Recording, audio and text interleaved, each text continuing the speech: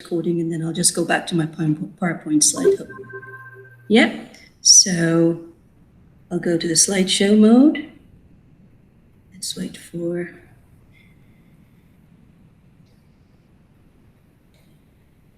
You can see this, right? Yes. Okay, fantastic. Thank you so much for that. I'd like to welcome you all to my humble talk on something that I have discovered after almost 18 years of teaching, and I feel obliged really to share it with others because of my belief on that it is a powerful method. So I'd like to welcome you all to my presentation on making teaching and learning visible. It is about sharing your intellectual work of teaching via collaborations and peer reviews. Now, we had a bit of an introduction. For those of you who don't know me, my name is Dr. Musaid Al-Jawari. I'm an assistant professor of organizational change from the Department of Management. I graduated from this department in 2001, I think, or I finished in 2001 and graduation was in 2002. I then became a demonstrator, like a teaching assistant, did my master's in organizational development and change in Australia. And then I came back, I taught for some time, and I went to England and I did my PhD in organizational development and change, and I focused on strategic change in government businesses at the moment. Now, I am a fellow of the Center of Excellence for Teaching and Learning, and we also have Dr. Ali El-Tarhini, who is also a fellow of the center, and he's here. And that is about me. I would like to thank you all for your time. Now, I want to start this talk by saying something that I was advised to say by someone who influenced my thoughts. She said, whenever you talk to teachers, start with this, say, I'm not an expert. You see, and I follow that because it works. I'm not an expert, and that's the truth. I'm not an expert in education, and I'm not here to tell others how to teach. You know, I'm just a teacher who loves teaching, a teacher who believes in continuous improvement, and a teacher who believes in the power of peer collaborations. Now, the purpose of me wanting to do this talk is to share with you three main ideas. I want to share some of what I've learned over the years. I want to invite you to making your teaching and learning visible. And I want to encourage a culture of teachers' collaborations in College of Economics and Political Science. Let me start by looking back. I'm a reflective teacher, and I've always been like that, even when I was a student, when I was a little girl in school. I like looking back and thinking, you know, linking the dots, because I learn a lot by doing that. Now, when I look back, I was thinking of designing this presentation. I said, okay, how should I start? Reflect and share with others what you've learned. Well, after almost 2 decades of teaching and continuously questioning the way I do things as a teacher, and my desire to continuously improve, I discovered a very powerful way of improving. That was in spring 2020, and I'd like to share that with you. But before that, I'd like to tell you a little bit about me as a teacher. And this is as a start for initiating a culture of teachers talking about teaching. You see, my journey in this college started several years back, but it has been a lonely journey, kind of an isolated journey. I worked very hard, very silently, you know, but deep inside my heart, there was a lot of satisfaction. And the secret was I believed in the significance of my job. I knew that I had power, I had influence. Every day I was shaping the cognitive frameworks of students, and I was making change from the classrooms. And that made me feel that there is a great responsibility on me. Being given the opportunity to stand in front of students. I teach almost 200 students every semester now. It wasn't like that. I started with 40. Now it's 150, 200 every semester. That's a big number. That's a big responsibility. I'm touching hearts and I'm touching minds. This is how I see my job. And this is the secret of the intrinsic motivation I have, and the secret to why I love staying in SQU, besides other reasons. So knowing the significance of my job gave me a lot of satisfaction, but I always had this burning desire, and I still do, to do better and better every semester. Now, I want to tell you a little bit about the kind of culture I found. Now, I moved from being a student to being a teacher. And I remember very clearly the instructor who taught me organization development and change at the bachelor's level, Dr. Muhyiddin Kursi, whom I am still in touch with. He told me in my first meeting in the department, he said, "Miss Ida, welcome to the other side. You are the enemy now." And that, I still remember it very clearly. And I thought, why should I be the enemy? I'm here to facilitate learning. I'm here to do something noble. Why should I be seen as an enemy? But that was quiet. I just smiled back. I didn't say anything. But now, almost 18 years later, I still remember this. And it kind of influenced the way I relate to students. So why was my journey solo? Or at least, why do I see it that way?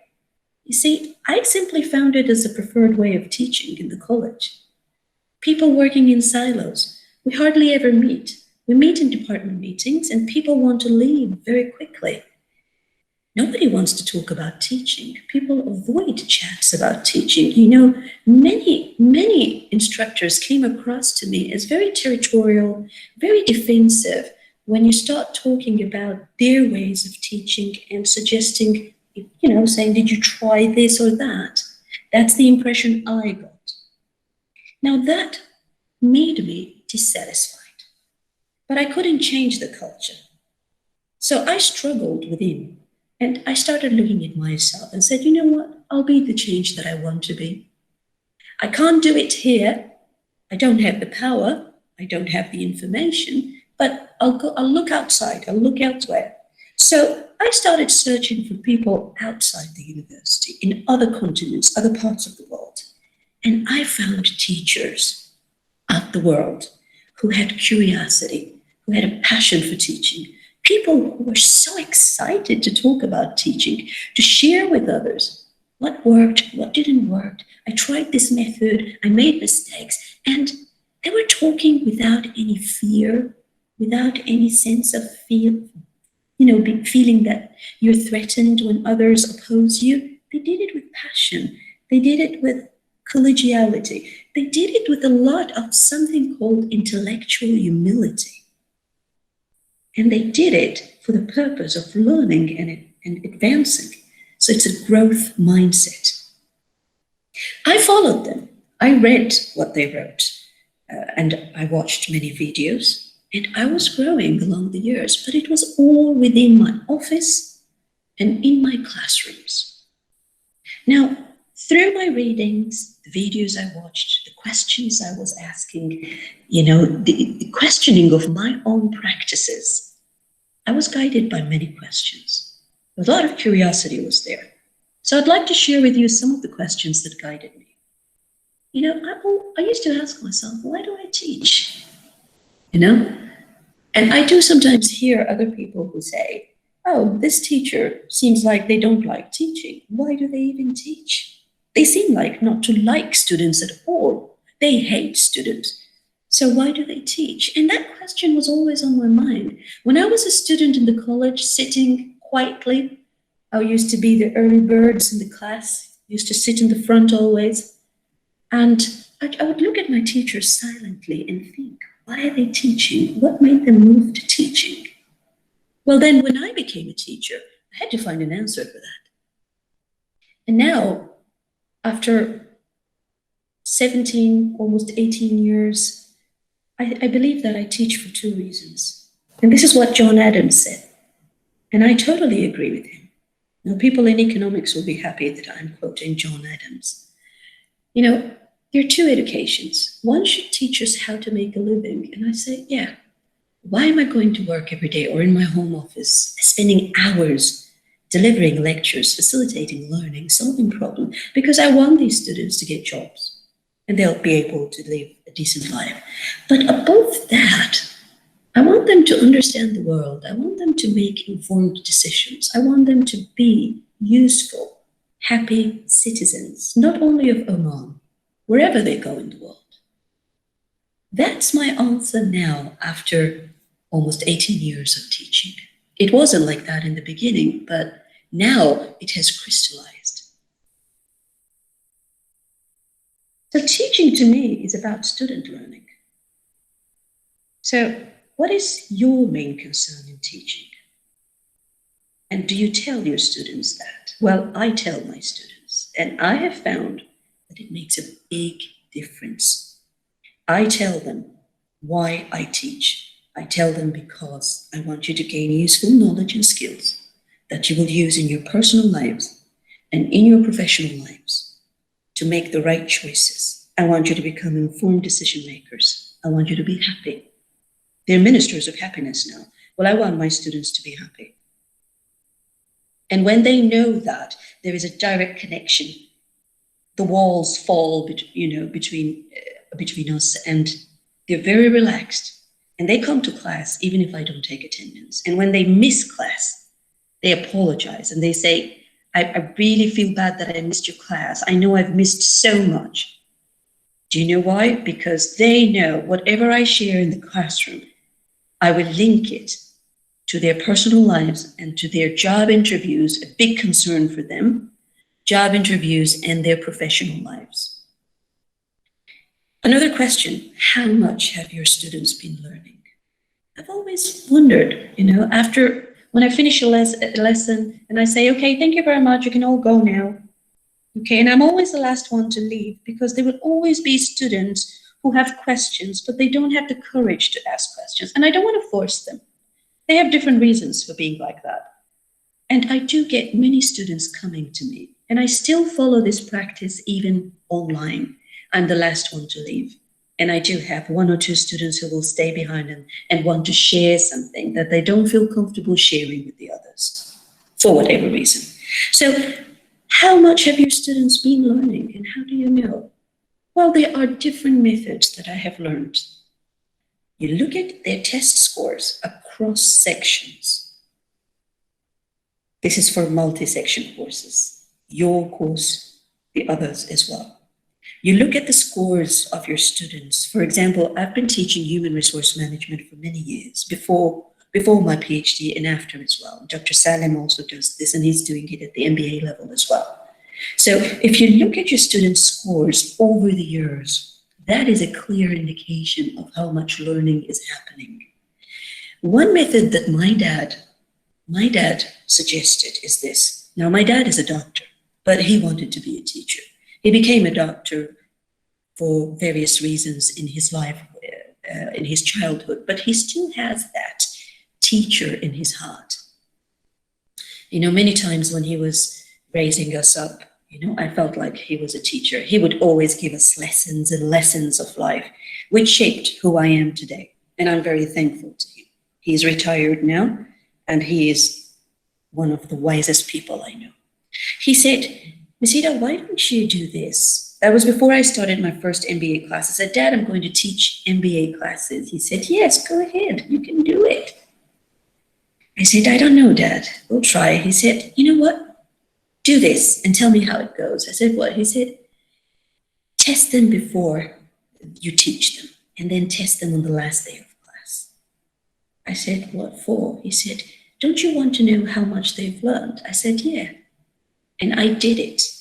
And it was amazing. I did it in my first organization development and change class. So the first day of class, the introductions and everything, I told to the managers and the, all the other employees who come to class in the evening, I said, get a piece of paper and write to me, what is change?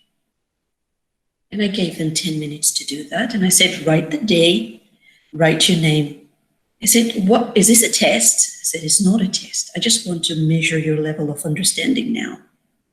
And I never got back to them about it. And they never asked about these papers. Last day of class, where I do a gallery. So they demonstrate what they have learned in form of images and pictures. which I believe is also a very powerful way of sharing what's in your mind with others. Because sometimes we have things in our mind, but we don't have the words to share.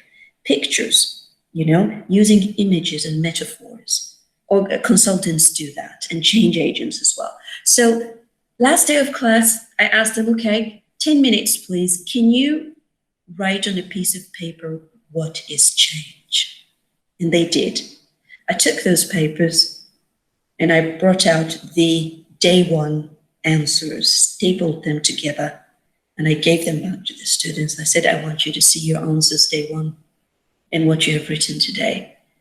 And they started laughing at the answers.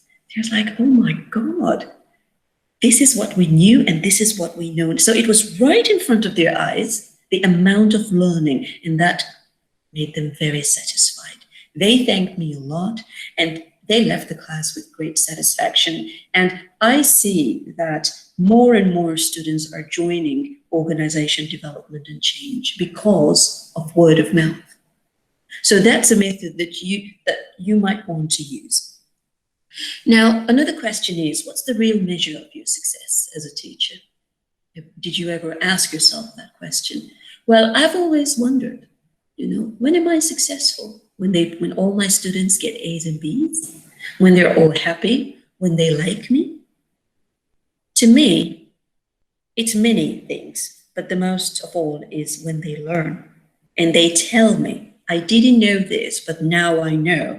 And in the future, I'm no longer going to behave in this way or say in this way or see things in this way. I'm going to see things differently now. To me, that is success. And there is another slide where you will also see other measures of success. Another question that guided me.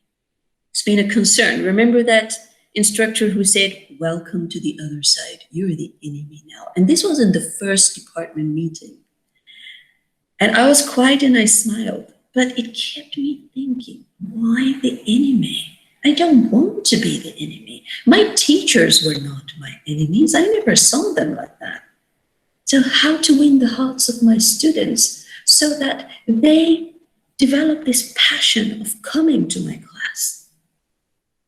I want that as the first foundation for them to learn. And along the years, I can confidently share this with any teacher in the world. The secret lies in respecting the student. And I have great respect for my students. I want them to know that they deserve to be respected. When they go out tomorrow in organizations, they should respect themselves and also respect others. We have great respect in our classrooms, and I will continue doing it. I have no student who has misbehaved in my class. Never. No student who misbehaved. And I'm talking about 18 years of teaching. This means that there is something that I'm doing which works. And the secret is, like Ralph Waldo Emerson said, respecting the student. I have positive assumptions about them. I don't use theory X, I use theory Y. I make students know that I believe they are good people. They do not lie, they are responsible. They want to learn and improve. They want to develop all the positive things, assumptions you can have. And as I said, respect them. And also something that I saw in all the teachers who influenced me and whom I remember until today, from the time I was in kindergarten. Remember, I had a Pakistani teacher who used to say, Miss Ida, get up and sing for us the morning song. I still remember this. She is the first teacher who influenced me. She used to make me sing in every day. She was the class teacher. And I would sing, the lovely sun is shining up in the sky, so blue. Good morning, happy morning. Good morning, sun to you. And then we start our class. I still remember that. I was 5 or 6 years old. She influenced me. She created unforgettable moments. She cared. She cared about me. I felt that. She cared about my future. And I do the same. So the message I want to send out is, when you influence students with the way you relate to them, the way you talk to them, they inherit some of that, and they will use it somewhere in the world and influence others. So I try to make sure that my brand is excellence. The way I talk, the way I relate to them. I do a lot of reading, a lot of self-development before I sit and talk to a student. I call, Dr. Esma, I call her assistant, I call Karima, I call the Office for Students of Special Needs. But before I sit with students, I want to make sure that I really do give them something useful, because I know it's moments in life, just one moment that a student could use as their guiding star. And it was one moment in my life that has been influencing me until today by a teacher in our college who passed away in 2008. But guess what? She's alive in my heart and in my mind. And she is my secret mentor. She never knew that. When I finished my PhD, the first person I wanted to know was not my mom and my dad. I went to the window, I was looking outside, and I said, "Dear God, she said that I could do this. Please tell her that I'm Dr. Miseda today." And I trust that God has done that. Well, I believe in God. And I believe that there is a world after that. So there you have a teacher who showed me that they care about me. They respected me. They believed in me. They told me, "You are the decision makers of the future." She told me, "Join teaching. We need more Omani women in higher education. And I see great potentials in you, Misida." I said, "Really? But I want to join Schlumberger. I want to join the oil and gas industry. I already had a job offer." And she said, "Go take these papers and just apply. See how it goes."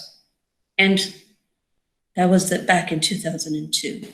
And look at where I am today. It was one moment that shaped my life.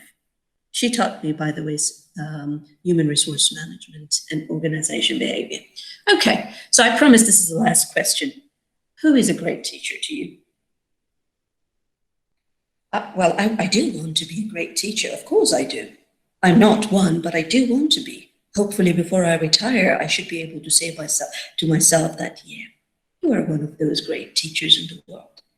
And as I said, when I think of all the teachers who influenced me since kindergarten to my PhD, they had one thing in common. They all cared about me. They showed me. They were not teaching because it was just a job and they needed money and they had other important things to do. No, when they were in the classroom, they showed me that I care about you, your future, and I'm here to facilitate learning in areas that will make you happy, that will make you wise, and you will inherit that with others. So you have to go wholeheartedly into anything in order to achieve anything worth having. And I believe in that. And there's a saying that says, the great teachers teach from the heart. And I believe that teaching, it is an intellectual journey, but it is also a work of the heart. And when you do that, students do feel it, by the way. Okay, let's tell you a bit of some stories, short stories. I promise they'll be very short, but I want you to peep into my memories. Hisham, the bus driver.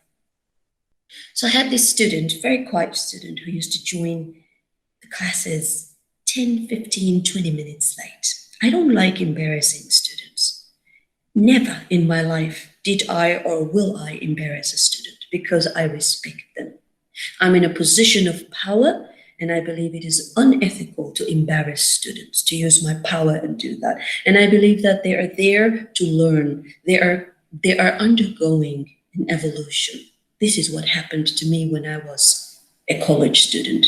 I changed. I grew in Sultan Qaboos University. So he used to come late.